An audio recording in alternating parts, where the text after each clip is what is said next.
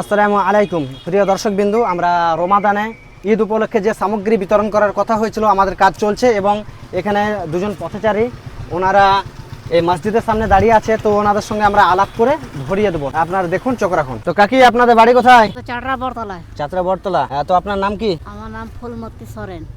আপনি কি আদিবাসী? আদিবাসী। দুজনেই দুজনে আদিবাসী।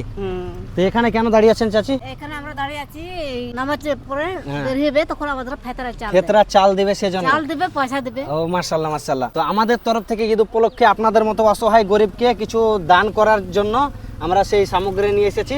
আপনারা এটা ধরেন, একটা আপনার জন্য।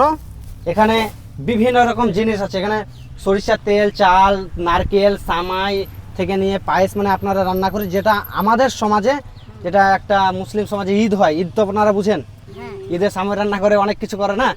তো ঈদ উপলক্ষে যে আইটেমগুলো থাকে সমস্ত কিছু এখানে আইটেম আছে, আপনাদেরকে সেটা দেওয়া। নারকেল আছে, সামাই আছে, চিনি আছে, চাল আছে, এদিকে পেঁয়াজও আছে, আলু আছে। আমাদের উৎসবের সাথে সাথে আপনারাও আনন্দটা করুন। আমি বুঝতে পারছি আপনারা আদিবাসী, কিন্তু আপনারা মানুষ।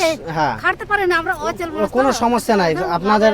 এখন আলমতি এখানে খাবার খেলে এখানে হ্যাঁ, তো ঠিক আছে, সমস্যা নাই, কারণ রোজা আমাদের, আপনারা রোজা তো রাখবে না।